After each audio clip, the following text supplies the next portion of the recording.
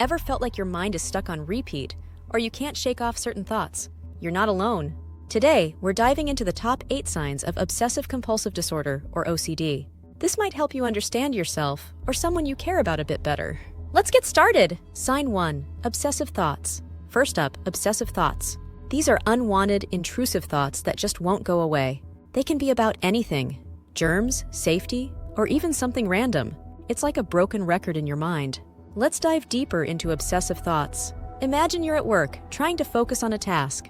Suddenly, a thought pops into your head. Did I lock the front door? You try to brush it off, but the thought keeps coming back, stronger each time. You picture your house, the unlocked door, and all the bad things that could happen. This isn't just a passing worry. It's like a song stuck on repeat, playing over and over in your mind. No matter how hard you try, you can't stop thinking about it. You might even leave work early just to go home and check the door, even though you know you probably locked it. Here's an example. Sarah, a teacher, often worries about germs. She gets a thought that her hands are dirty, even after washing them. This thought won't go away. She washes her hands again and again, but the feeling of dirtiness stays. It's not just a habit. It's a constant, nagging thought that she can't ignore. Obsessive thoughts can be about anything: safety, cleanliness, or even something random. They take over your mind and make it hard to focus on anything else. It's exhausting and frustrating, but it's a real part of living with OCD. Sign 2. Compulsive behaviors. Next, compulsive behaviors. These are actions people feel they must do to ease their obsessive thoughts. Washing hands repeatedly, checking locks, or counting things. It's not just a habit, it's a need. Now, let's talk about compulsive behaviors. These are actions people feel they must do to calm their obsessive thoughts. It's not just a habit, it's a need. Imagine you're at home, getting ready for bed. You suddenly think, did I turn off the stove? You know you did, but the thought won't leave you alone. To ease your mind, you get out of bed and check the stove. It's off, just like you thought. But as soon as you lie down, the thought comes back. So you get up and check again. This cycle can go on for a long time. Here's an example. John, a student, has a compulsion to check if the door is locked. Every night, he locks the door, but then he feels the need to check it again and again. He might check it 5, 10, or even 20 times before he can finally go to bed. Each time he checks, he feels a little better, but the relief doesn't last long. Compulsive behaviors can be anything: washing hands, checking locks, or even counting things. They are actions people feel they must do to feel safe or to stop the obsessive thoughts. It's a way to manage the anxiety, but it can take up a lot of time and energy. Sign 3. Fear of contamination. Fear of contamination is another big one. People with OCD might be terrified of germs or dirt. They might avoid touching things or wash their hands excessively to feel clean. Let's explore the fear of contamination. This is when someone is really scared of germs or dirt. It's more than just wanting to be clean. It's a deep fear that can take over their life. Imagine you're at a party and someone sneezes nearby. Most people might just move away or wash their hands later. But for someone with OCD, this can be a huge problem. They might feel like they need to wash their hands right away, and not just once, but over and over again.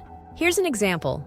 Emily, a nurse, has a fear of germs. After a long day at work, she comes home and feels like her clothes are covered in germs. She changes her clothes and washes her hands. But the feeling doesn't go away. She washes her hands again and again, until her skin is red and sore. She even avoids touching things around the house because she thinks they might be dirty. This fear can make everyday activities really hard. People might avoid shaking hands, touching doorknobs, or even hugging loved ones. It's not just about being clean, it's about trying to feel safe and in control. But the fear never really goes away, no matter how much they clean. Sign 4. Need for order. Then there's the need for order. Everything has to be in a specific place or arranged in a certain way. If something's out of place, it can cause a lot of anxiety. Let's talk about the need for order. This is when everything has to be in a specific place or arranged in a certain way. If something's out of place, it can cause a lot of anxiety. Imagine you're setting the table for dinner. Most people might just put the plates and utensils down without much thought. But for someone with OCD, each item has to be in the exact right spot.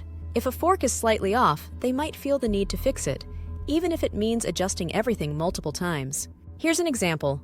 Mark, an office worker, has a need for order. On his desk, everything has a specific place. His pens are lined up perfectly, his papers are stacked neatly, and his computer is centered just right.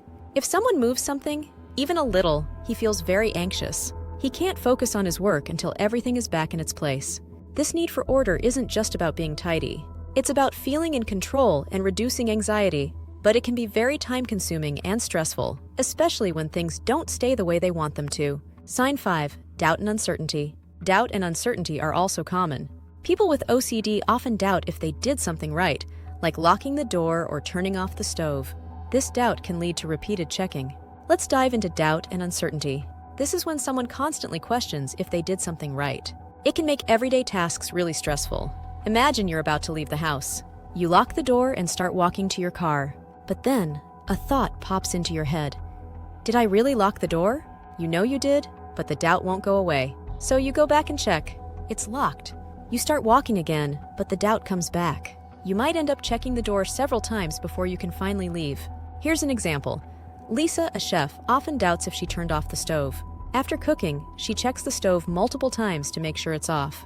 Even after checking, she still feels unsure. She might leave the kitchen, but then the doubt creeps in again and she goes back to check. This can happen over and over, making it hard for her to relax. This constant doubt isn't just about being careful. It's a nagging feeling that something might go wrong, and it can take up a lot of time and energy. It makes simple tasks feel much harder and more stressful. Sign 6. Hoarding. Hoarding can be a sign too. Holding on to things because you think you might need them later, even if they're not useful. It's hard to let go. Let's talk about hoarding. This is when someone keeps things because they think they might need them later, even if the items aren't useful. It can be really hard to let go of things. Imagine you're cleaning your room. You find an old magazine from years ago. Most people might throw it away, but someone with OCD might think, what if I need this someday? They put it back, even if they have no real use for it. Here's an example. Tom, a retired engineer, has a hard time throwing things away. His house is full of old newspapers, broken gadgets, and clothes he hasn't worn in years. He keeps everything because he worries he might need it later. Even when his family tries to help him clean up, he feels very anxious about getting rid of anything. Hoarding isn't just about collecting things. It's about the fear of needing something and not having it. This fear can make it really hard to let go of items, even if they're not useful. It can lead to cluttered living spaces and a lot of stress. Sign 7. Intrusive thoughts. Intrusive thoughts are unwanted and often disturbing thoughts that pop into your mind.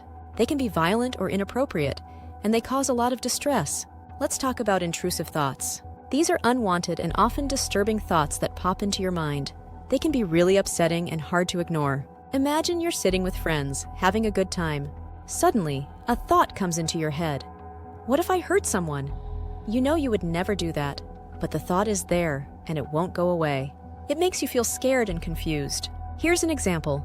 Jane, a writer, often has intrusive thoughts about harming her loved ones. She loves her family and would never hurt them, but these thoughts keep coming back.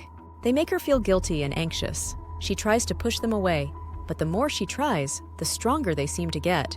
Intrusive thoughts can be about anything: violence, inappropriate actions, or even something completely random.